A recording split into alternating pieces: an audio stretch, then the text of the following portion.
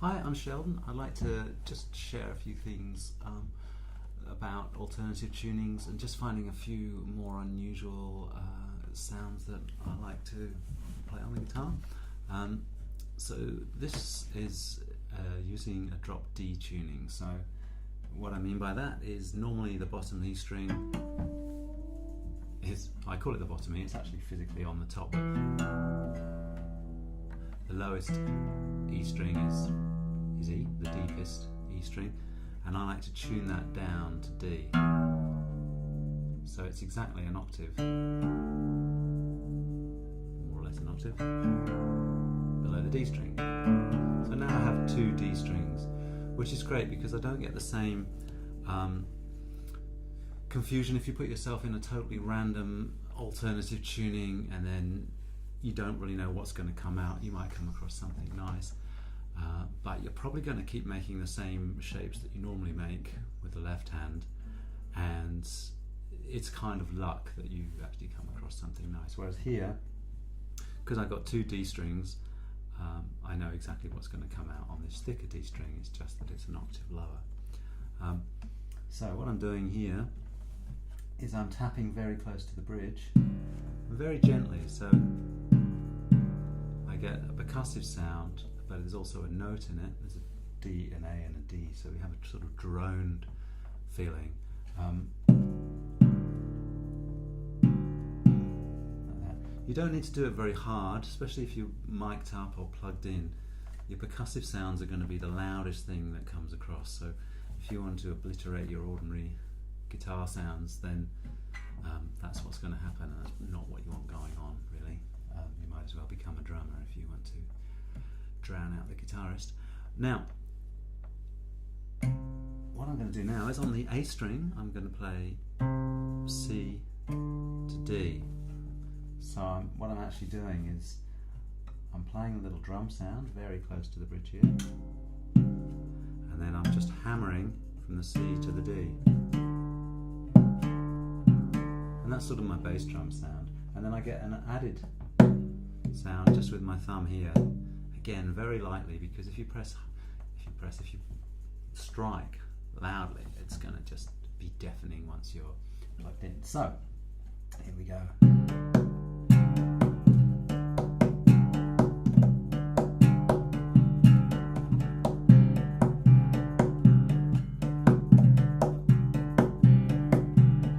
So I'm just sharing the deep sound and the high sound between my fingers and my thumb on the right hand, and doing this hammer on the left hand.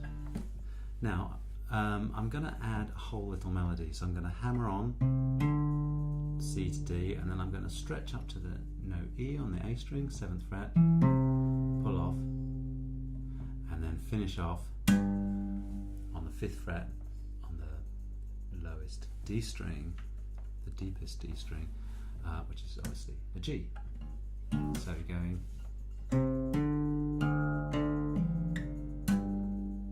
like that. C, D, D, E, C, G. Most of that is just happening with the left hand. It's hammer-ons and pull-offs. Hammers on and pull-offs. And the same drumming with the right hand.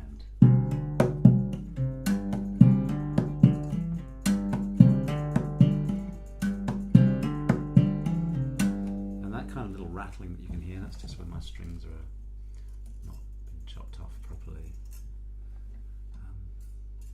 It's kind of on every recording I do. I should probably do something about that, but anyway. Okay, so now the next thing I want to do is add a harmonic. Now if you add a harmonic, you're going to get the sound of the open B string and the open E string, which I don't want for this chord. So what I've done is I've tuned the B string down to A and the E string down to D. So now I've got 3 D strings, 2 A strings and 1 G string. So D, A, D, G, A, D, dadgad. So now if I play a harmonic, you have this rather lovely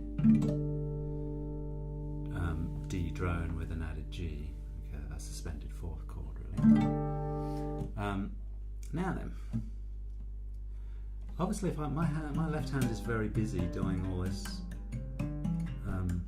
hammering on and pulling off, so I'm not really able to do the kind of harmonic where you rest your finger across the 12th fret and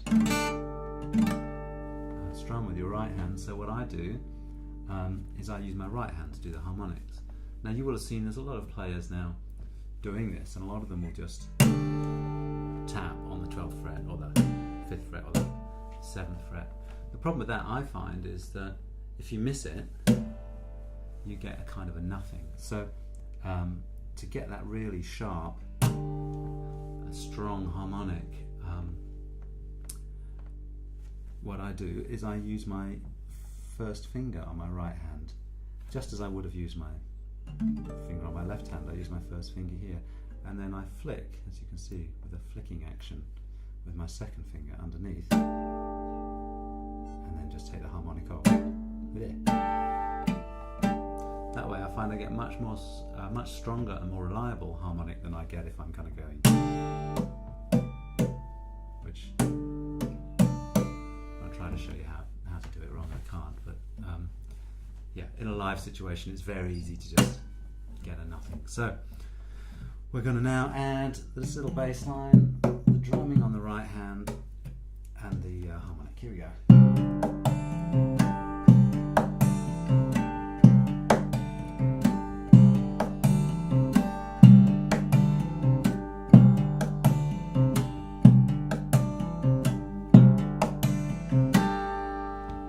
Noticing I'm doing also a little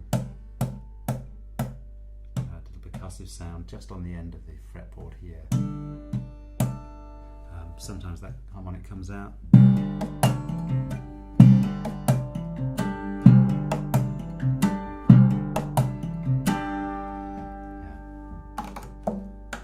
And now I'll just add in a few other little percussive sounds on the guitar.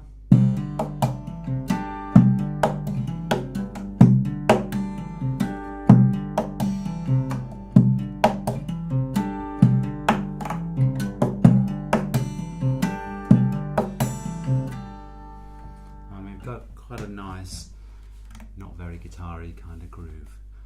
Okay, so I hope you enjoyed that. Have fun with that. That's the beginning of the tune India from my album Echo Sticks, or Echo Sticks, as I always intended it to be called. I'll be putting lots more lessons and free downloads on my Patreon page, so please go to that and check it out, and subscribe to my YouTube channel, which is Sheldon King.